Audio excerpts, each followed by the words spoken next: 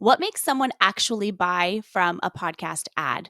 Today, we have a roundtable discussion between myself and Emily on my team. We are so excited to talk to you about how to be influenced or de influenced by creators and the things that they promote on their show. What makes people buy, what makes them not want to buy, and everything in between. Let's get into it. Hello, Emily. Welcome back to the podcast. Hi, Simona. I'm so excited for Excited. our conversation today because we have been talking about doing this for a couple of months now, about going over and understanding what makes people buy something from a podcast. You are someone who's purchased quite a few things from different podcasters, and I am someone who's never purchased anything from a podcast or a podcaster. And we're going to get into why. So, welcome. Yeah, I can't wait to share how I've been influenced by people. Dare we start with the tattoo that's on your finger? That's pretty permanent. I mean, they didn't get any money from it, but I mean, yeah, I can start with that. Like, this was my first tattoo. Doo, doo, doo, doo, doo. And it is actually from a Dungeons and Dragons podcast called The Adventure Zone. They do way more than just Dungeons and Dragons. They do different types of like tabletop role playing. But yeah, I loved their first season so much that I have this. I've thought about other tattoos from just that season alone. And I Wow. have bought so many things from that podcast in general, like that family, because they have multiple podcasts. It's McElroy's. They have My Brother and Me, Sawbones, Schmanners. They've had like 20 something podcasts, I think, like, honest to God. That's crazy, but not all They running have at the same so time, right? many. Oh, how many do they have? Each of the brothers, so there's 3 brothers, they each have a podcast with their own wives. So that's 3 right Okay. there. They have their role-playing podcast, they have their podcast with themselves, so that's 5 just within them. They have a YouTube channel as well, where they do separate content, and they do, like, multiple different types of separate content. So let me ask you this then. What is it about different podcasts that makes you want to buy? So, I think that the thing that makes me wanna buy is that I really enjoy the hosts themselves. For example, the brothers with their merch and stuff like that, they have their own merch shop, and with that merch shop, a percentage of proceeds each month gets donated to different causes and that kind of thing. So sometimes I'm like, "Oh, I really like that. Like, I would like to go support that." So I'm gonna go buy a pen or I'm gonna go buy a t-shirt this month or something like that. Even when I just buy regularly, I kind of like know in the back of my head, oh, they also are doing this other thing, which is really great that I support. I love that. Mm. Now, they've never aligned themselves necessarily with a donation place or something like that that I would not agree with. So to me, it hasn't been like a big conflict of interest that way. I could see other people, like not everybody has the same beliefs, and that's totally fine. So, like, if they were like, "Ooh, I don't want to right now," I get it. For the people like not them that I have bought from or that I've bought actually other products from that are not merch, I think that it has to do with I've listened to the podcast for a while. I'm not gonna buy it from someone that I just started listening to, and I will have had to feel like I understand where they're coming from and that it's not an MLM. I'm so sorry if people do MLMs. I don't wanna buy from an MLM. I don't. I've looked into people's stuff before and been like, "Oh, this is an MLM. I'm gonna pass." But that's just like a personal preference.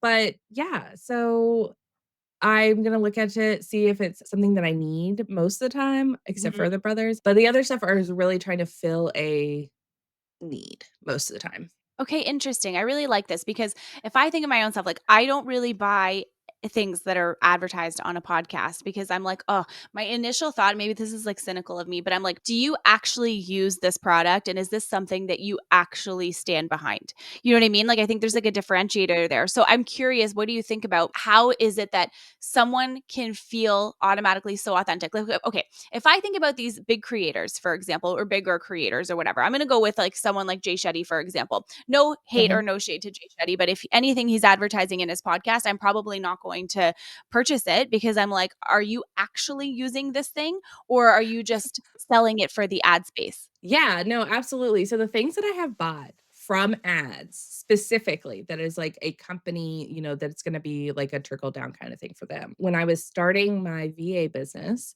I needed a website. The brothers advertised with Squarespace.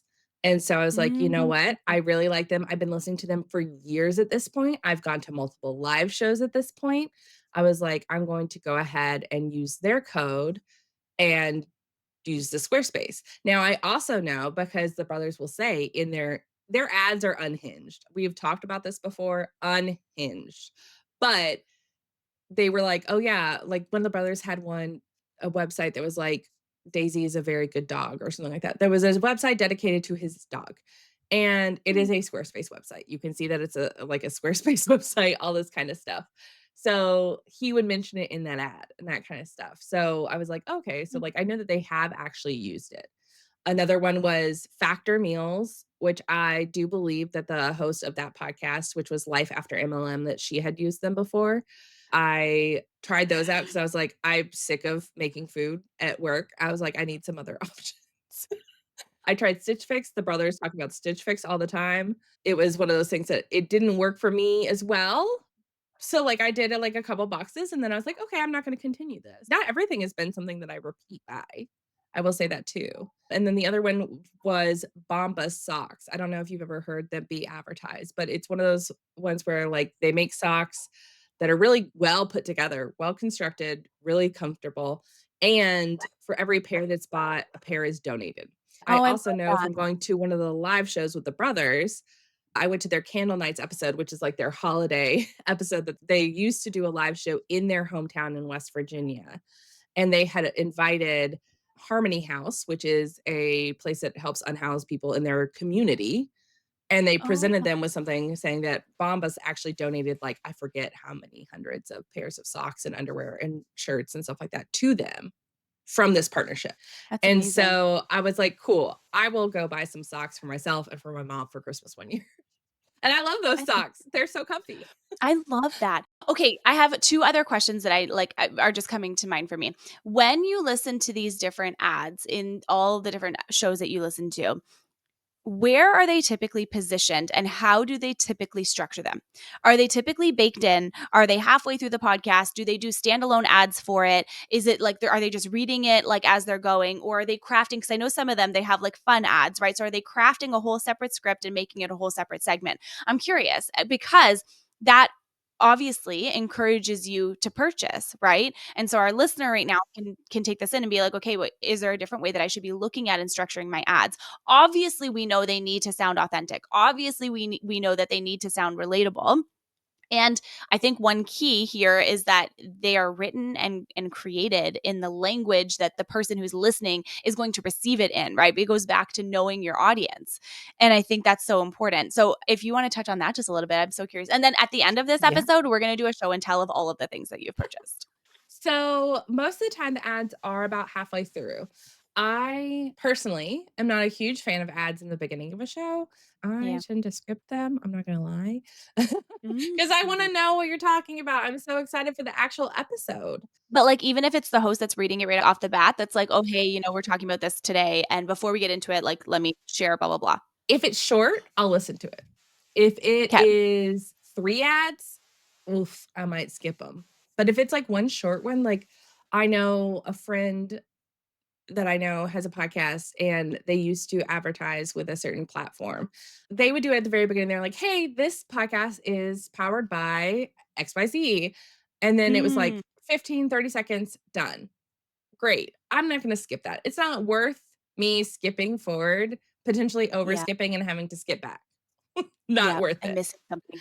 It's true. Yeah. It's true. But if it's like 2 minutes of it, I don't want to listen to that. Sometimes I don't even listen No, to 2-minute intros that people do. exactly, and I think one thing that I'm seeing trending a lot, especially for bigger podcasters, they're putting, like, 4 or 5 ads back to back at the beginning of their shows, and I'm like, Why are you doing this? Because everyone is just gonna skip right ahead to it. No one wants to be the first thing that they hear, have it be, like, something that they're getting sold, right? And then B, you literally can skip ahead. So your product placement isn't really that great because all of these listeners have just skipped through the whole thing.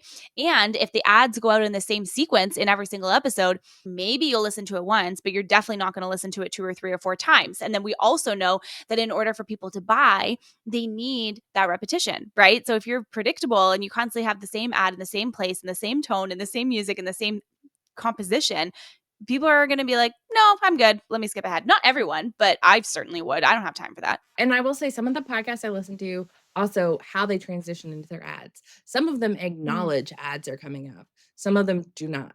So there's one that just kind of like fades out and then transitions into ads. Another one, the brothers frequently will say, okay, now to the money zone. That's what they call the ad zone, is the money zone, Mm. which is I fun. like Like, that. I'm like, yeah, you're going to get money. Like, I've listened to so much content from you guys. Please take some of my money. Exactly. So some of them do transition into it, some of them don't. But most of the ones that I have bought from have been ads that are about midway through the episode. Okay, that's really interesting.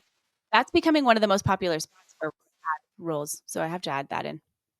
And I will also say Mhm. that I think that ads talked about in the tone of the actual person. I wanna hear it Ooh. like you're talking about it. I don't wanna hear it from the company's jargon as much. Like, I don't wanna hear Mhm. it in a stilted, "They told me to read this exact thing, blah, blah, blah, blah, blah, and this is how what you're gonna hear from every other person who Yeah, advertises it." yeah. Because, again, it's one of those things where, like, the ones that I bought, with the exception of maybe, like, Factor, have been things that they have talked about their experience with. It's also one of these Yeah. things where it's very obvious that they actually have had the product. If I'm hearing you correctly, if we take away like 3 big things of why someone would buy stuff from a podcast, first of all, A is values. Your values need to align to the host's values and beyond the show, what they do with that money, how they are in their day-to-day life, the causes that they support, and the intention of where the dollars go. Like that's a really, really big piece. That's like the first thing. The second piece is relatability. So like, having ads read, like you just said, in your actual voice in the way that you would actually speak and in the way that people want to relate to you. And would you say that the third one would be products that you're anticipating your listener is going to want to buy, even though you already don't know? You as the listener don't know exactly what you need or don't need, but they bring on things that they know their listeners are going to need. And that just goes into actually knowing who your listener is, which is so important. Anything else you would add to that? Yeah, and kind of with that third thing is I want you to have tried it. I don't like it when I feel like people are pitching something that they've never tried. So, along with knowing your audience and knowing that this is going to help them, hopefully, you know that from an aspect of you have something in common with your audience and you have tried Mhm. the product and you're like, oh, it solves something for me. And Yeah, so, I think that there are people in the audience that can relate to me. Maybe we're not the exact same, but they can relate to me. And so I think that this could also probably fill something that they need as well. I love that. I love that so much. Okay, do you wanna share with us some of your favorite things that you've purchased? Because I have to say, like, as you're sharing that, I'm not someone I've never purchased something like an ad off of anything that I've ever listened to before, but now as we're talking about this, I genuinely think it's because the podcast that I listen to, the hosts just don't really do a good job, in my opinion, of bringing that like relatability factor. And it's like I'm listening to this ad and I know that you're not using it and I know that you're only doing it for the money, which is totally fine. But like if you're going to advertise something like Honeybooks, for example, like yes, it's relevant Mhm. to me, but also I already have my invoicing software and all that stuff. So it's like, why would I make the switch if the ad is now curated even to, I know you might already have this, but here's why this is better. That's really important too. So it makes sense to me now as to why like I never have bought anything because none of it has been relatable enough. I will say for show and tell, like, I don't have socks to show you all. I've already eaten Factor food, that kind of thing. I think I even actually tried some smoothie brand from one of the places Oh, that I you told really me about this liked. brand. Yes, I remember this. I've sent you Yeah. pictures of it. Daily Yep. Harvest, I think, or there was a different one that Mm. I tried. I Yeah. really enjoyed them. It was just something that I was, like, not in a place to continue the subscription, but what I'll do is I'll Yeah. get a box, and it will last me for a longer time because I don't have them every day. So, for Exactly. me, that still worked. So, I I love had that. smoothies, Factor, Stitch Fit, Bombas, and then Squarespace. And then aside from this, we also talked about merch. So, this shirt right here is a merch piece from the McElroy, as is this shirt, which I just got for Christmas from my brother. It's so Everyone cute. on this But here's the podcast is thing. gonna just judge me.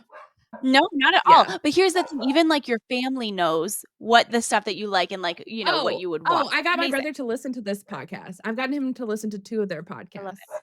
I have So I like have gotten about many fan people. faves, you know what I mean? Like if Yeah. you do a good job as a podcast host, you literally build a following. It happens. Exactly. So I have stickers that are from the podcasts. I have So many. Y'all, if you ever wanna get me with your merch, do an enamel pin because, oh my god, these are just the pins. I have probably 20 pins on a fanny pack. This was my roller derby fanny pack that I wore to every game.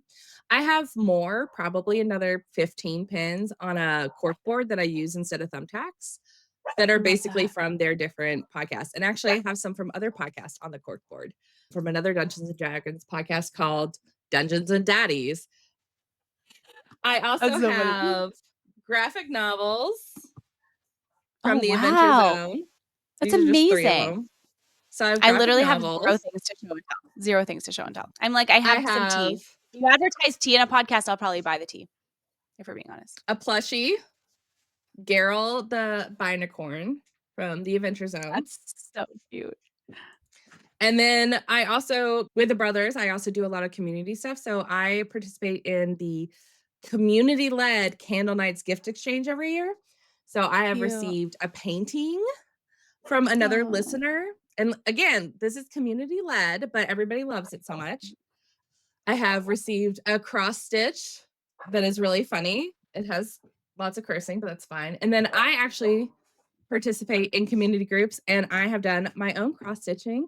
And these are all patterns that people have created and share for free. So these are ones that have been shared for free that they're not profiting off this podcast. They're just doing it for the community. Mhm. So if anybody wants to see those, go look at the YouTube video because you'll get to So see cute. my cross stitching, the painting, all the things, the You're so t-shirts. talented. You're so talented with stuff like that. Emily, do you have any So yeah. final thoughts for our podcaster community today? I think my final thought is just speak in your voice. Mm. And when you really enjoy a product, people will understand that. People will hear that if you speak in your own voice. I know that can be intimidating when you're trying to sell something. It can So yeah, be. Absolutely, it can be. And I think it can feel uncomfortable for people, but I think the more you can close the gap between, like, the product and the buyer, through literally just being yourself, that is so key, and you see so much more success in what you're trying to do. So, thank you for joining me for this roundtable today, and thank you for sharing all of your amazing things with us. If you liked this episode today, let us know because we can do a part 2 and we can dive even deeper. Actually, we do talk about this even more in my membership. We go into all kinds of stuff like this every Thursday. See, ad, but normal. But link is in the episode notes below. But having that said, totally happy to go deeper. So just let us know if you like this podcast episode, if you like this conversation, and we can go from there. Thank you, Emily. Thanks for joining me. thanks, Simona.